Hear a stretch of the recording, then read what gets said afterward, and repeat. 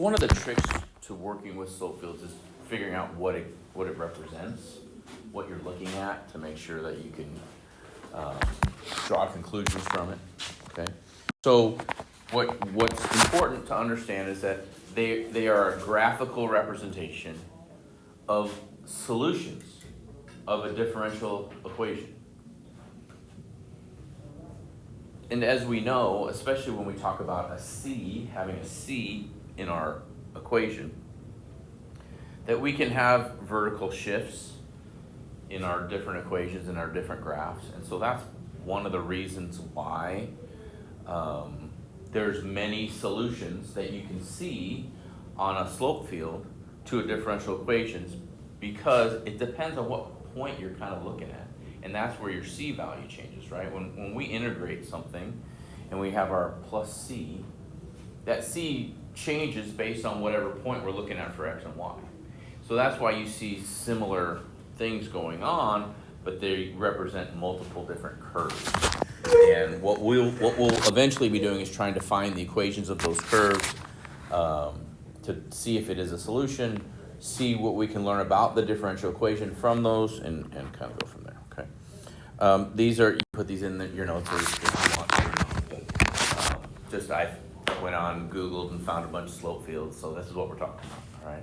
And so the graphs, and usually you see some kind of pattern, right? You see some flow. I heard about it, I don't think about it this way, but I heard somebody describe it this way. It's like if you took a hat and you dropped it in the water, whether it was a river or a lake or a stream or something, or ocean, I guess we live in Florida, and you see the direction, the current, how that hat would move through the water, that's kind of the idea here.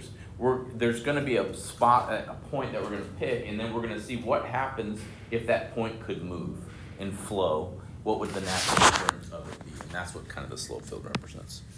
So this is, any of these have, yeah. So like, oh no, they're drawn in there. It's really hard to see. I can see it on mine. Okay, this one's a good one, right? Notice how there's no little marks across the x-axis here. Okay. That's going to be a situation where you've got undefined. There's literally a gap on that slope field. All right, page 161, example 1. So we're just going to start off super easy, right? Like, here's an equation. Find all the different slopes based on a different point.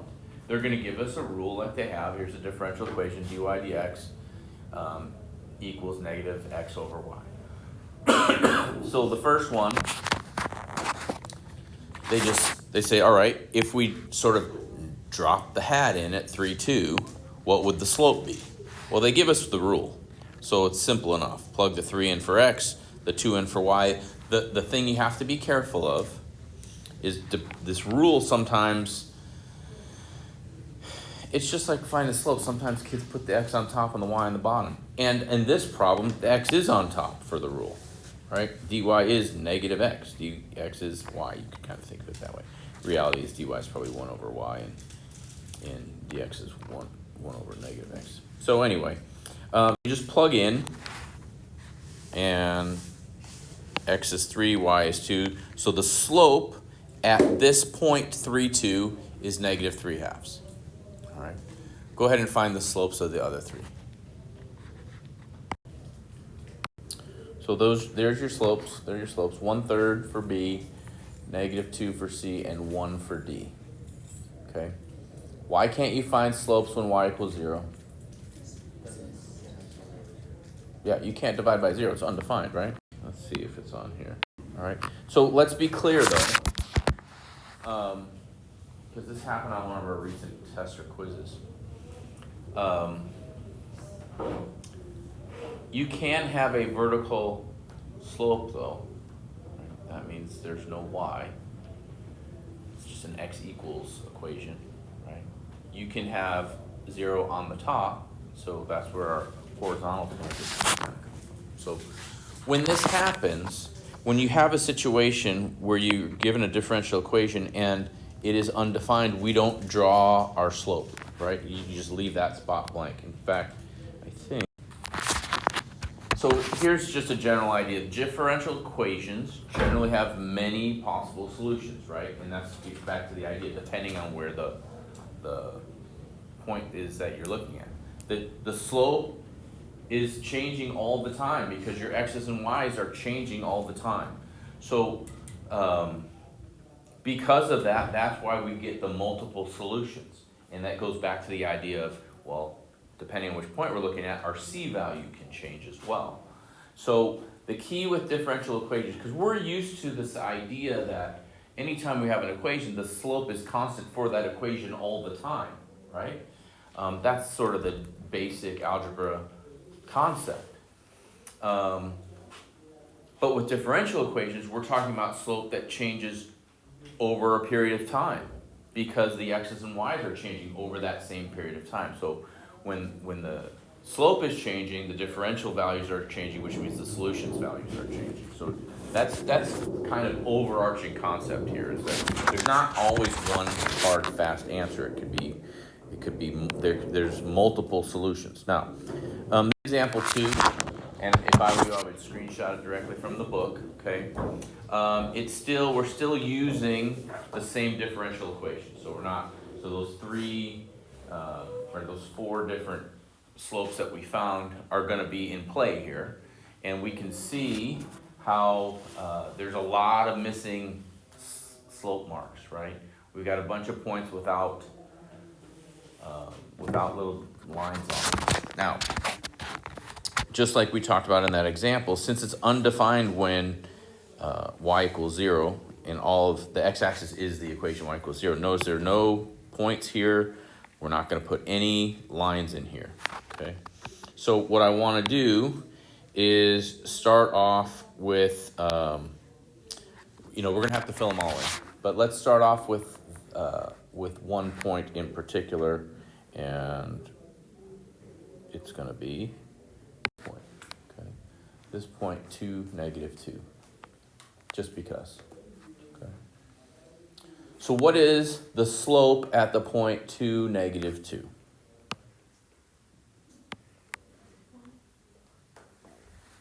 It's 1. Okay. We figured that one out already. That was D. Now, here's what's important when you draw your little lines, right? Because we use reference points. Slope of 1 is what kind of angle? It's going to be a 45, right? So -1 is going to be sort of a 45 flipped over, if you want to think about it that way. And then the bigger the number gets, the steeper the slope is. The smaller the number gets, the flatter the slope is, closer to 0, right? So when I get fractions, 1/2, 1/3, 1/4, those are really flat-ish type lines, okay?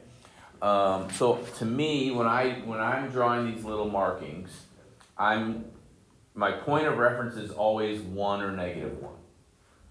The steepness of it is going to be determined by the absolute value actually of the number, right? And the smaller the number, the flatter it is. The bigger the number, the steeper it is. So in this case, okay, then I draw my little 45, and that's what you would do, okay? And what I want you to do, and there's a lot of them, right? There's a lot of missing marks. I want you to fill the rest of it out, okay? And so you can calculate those slopes in your head. You can write them down, however you want to do that. But that is something that you are going to have to know how to do. So go ahead and do that real quick. Here's how I kind of like to do it. I like to work with like a specific x or a specific y and work all of them out, because usually you get a pretty decent pattern. Like, for example, if I decide to start with x equals 1, right? So this is -1, -1/2, -1/3, right? So it gets getting flatter and flatter and flatter as I move up. And then I come back over here, it's my x3. So this one's gonna be -1, right? And so I kind of like to work up and down. So here, then I go to 1, 2, 3. And if you work your way up and down, it makes it really easy to figure the rest of them out. Obviously, we've got what type of shape kind of going on here? Circle, right? But it's not just a circle. Why isn't it a circle? What are they actually? It's not circles.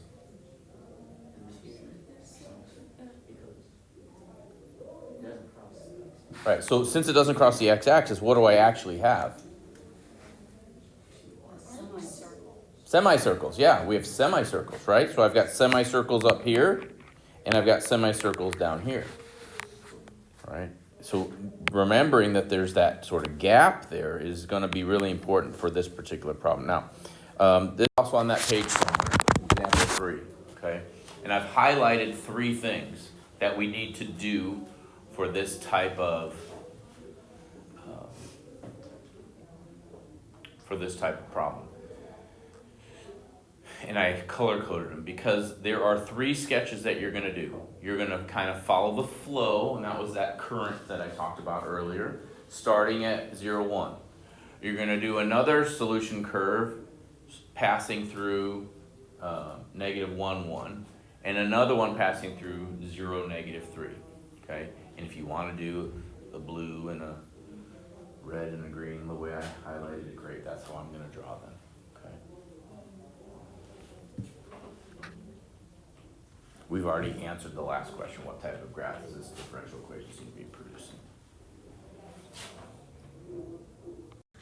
Just so we're clear. Okay? So at 0, 1, we're right here. So we've kind of got some curving action going on here, but well, how do I draw it when I know it can't actually get to the x-axis? How do I represent that? Because there are points here, right? Yeah, just an open circle, okay? So it should look something like that. Okay. So it does sort of come to the x-axis, it just can't lie on it. And so in all of these cases that we're drawing, which is the reason why I wanted to quickly kind of go through the first one, you're going to have open circles because it's approaching the x-axis either from above or below. Right? So go ahead and do the other 2. If you have the one passing through negative 1, 1 and one passing through 0, negative 3. So for the one that passes through negative 1, 1, this one right here, right? It's kind of it's like a concentric circle. It's going to kind of go that way, part way up here. It's not going to go this high, I don't think. So it's going to look kind of like that. Okay, yeah, very rainbowy. Yeah, yeah. So where does the red arc come from? Why'd you draw that? Because it goes through negative 1, 1, so it has to go through this point right here. So I start with this and go, okay, where's that, if I drop that hat in the water, where's it going to flow to? Right? Then the same thing here at 0, negative 3. So now it's gonna have more of a U-looking thing. Okay, but since I'm starting here, this is where the slope is 0. So as it moves this way, it's going to sort of flatten out and rise up, and same with over here. Okay. Oh, looks like I missed one. Anybody else notice that I missed one? I missed one right there. Interesting. Well, all right. So it's going to kind of look like that. Okay. Now, again, let's understand what these things are. Each one of those represents a possible solution to the equation, to the differential equation. Okay. And as we mentioned, those are semicircles. And so what that looks like, because we're going to, on the next screen, we're actually going to solve this for y, okay? And you're going to see why it can only be a particular semicircle. The key thing is, and this is, I'm going to put this on the next slide, okay? And you'll see this. All right. Notice here, it says your solution curve must represent a function. Circles are not functions. Think about Algebra 1, when we did the vertical line test, right? If a vertical line touches more than one point anywhere on the graph, then it's not a function. So in order to be a function, it can't be a circle. It can only be a semicircle. And as you'll see here, and if you think about the equation of the circle, right? You got an x squared, you got a y squared in there. Well, at some point, you're gonna take the square root of y, right? So that's where your plus or minus comes in, and that's how you get your semi-square. Okay. So let's go on and just actually solve this. Okay, so this is we're still talking about the same equation. Find a particular solution, and it has to pass through 0, 1. So this is where they're giving you the information to find C. And just like in a lot of our other problems, you're going to end up, when you solve these and integrate, you're going to end up with a natural log, which means you're going to have to use your natural log properties and values to try to come up with a solution for this.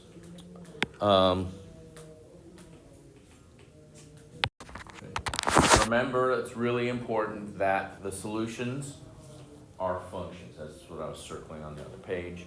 Your solution should be a function. Okay. And essentially what they're saying is get y by itself. That's what this notation is all about. Okay. So go ahead and solve this for y. Use this information to come up with your c when you eventually have a c. And we'll find out what the equation should look like. Now, so when I set this up, that's what it's going to look like. Okay. So this one is separable. Move the y to the other side, and I can move the dx to the other side. So this one doesn't come out too bad, right? Whether you made it 1/2 y squared or negative 1/2 x squared, or it doesn't matter. It's the same thing. Notice what I did though, right away. Like let's just get rid of these fractions. I don't need to do that. And that's where I had a C1, and now if I multiply by 2C1, it's just another constant. And what you'll find as you work through these problems, maybe you just put a C, and then you realize, oh wait, it's a different C now somewhere along the problem, then put your subscripts in after that, okay? But don't just keep it the same C over and over and over again, because that implies it's the same C over and over and over again. Even though it's still a constant, we're changing it. So when you realize that you're going to adjust your initial C, start putting numbers in.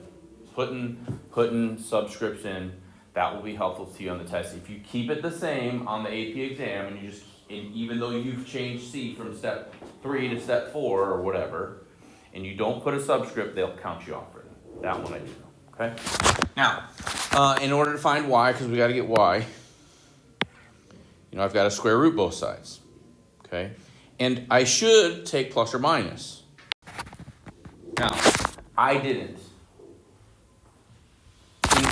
It technically should be y equals plus or minus. I should have two possibilities. Why didn't I do plus or minus for this problem, do you know? And just left it positive. I'm given a positive y, okay? They tell us it goes through a positive y. It's not important that it's a 1. It's important that it's positive. When you get into a situation like this where you're square rooting both sides, okay, the thing that you will forget is the plus or minus anyway. You probably would have been like, oh, I just had that anyway. What do you mean? I forgot. I totally forgot about the plus or minus. Where you'll run into an issue is if this y is negative. If this y is negative, then the answer would have been y equals negative square root. Okay, so that's where you have to pay attention. So somehow, if you didn't think, oh, I have to have a plus or minus because I square rooted both sides, you need to write yourself a note. Because that has to be in play. Because if you don't, and this number's negative, you will get this problem wrong. Okay, and it'll be off by a sign. Now, we can still find C. Okay, I could have found C over here too, right? It doesn't matter. You could find it here. You could find it here. I'm going to find it now. All right, so then we're going to plug 0 and 1 in, and that'll give us our C. Easy enough. Okay, bless you. Yeah. Okay, so. And then we just plug it in. Okay. What, when I multiplied by. Yeah, one thing to know, when I show you problems, I know for certain there's different ways to get to the final answer, and sometimes your final answer will look a little bit different, but they can still be right. Even that example we did at the beginning of class where we had the 2x and the absolute value, you could have also done that, so it was just x in the absolute value, and then it changes the c, so no, those kinds of things are fine.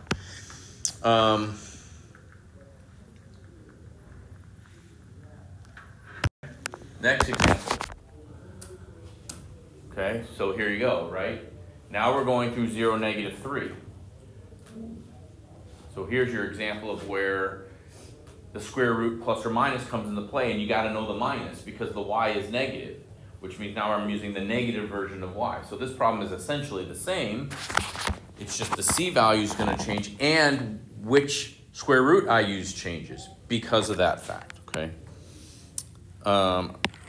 And I know you want to work through it, but don't, please. Skip some space, come back to it because we're running short on time. I know you can do this, so I'm just going to put it up here. What's really important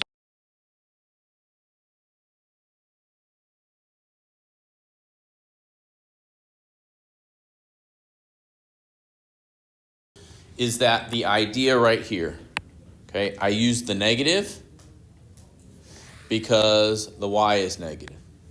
So that's where this negative comes from. Now the rest of this is just finding c, and I know you know how to do that, so it's not a big deal. But that the biggest reason I wanted to show you this problem or go through this problem is this idea that they're telling us that y has to be negative. So when you go through this, like I said, when we square root both sides, that's why this ends up being negative here. The rest is nothing new. Okay, you can fill that in later if you want. The last, no, I've got a couple examples. Shoot, I gotta keep moving. All right, so this will happen. Example 6, they want to know which one is it. You're gonna have problems like this too. Which differential equation could this be? So this is example 6. Now, what kind of graph does the slope field kind of look like? Yeah, I mean, I love all the hand gestures. Perfect. You know, I happen to draw this one in. That looks like a cubic, right? So if that's the solution, when I differentiate a cubic, what do I get? Yeah, a quadratic, something squared. So I can right away rule out a whole bunch of these, right? I can rule this one out. I can rule this one out. I can rule this one out. Because there's no squared in it. Now it's just a matter of going, all right, is it D or E?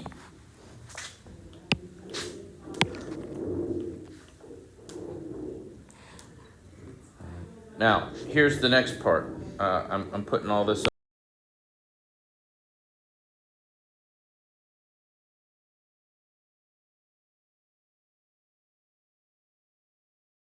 The stuff that we just talked about. Okay, notice what's happening there when x equals 1.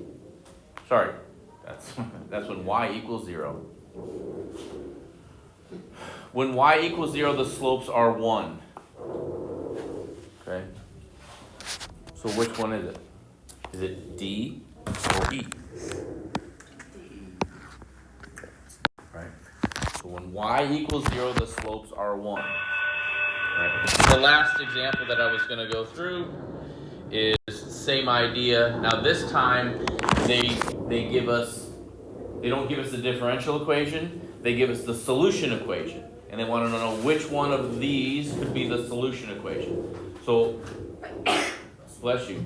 Do that one and we'll visit that first thing tomorrow. Okay? So we'll come up with what the solution is.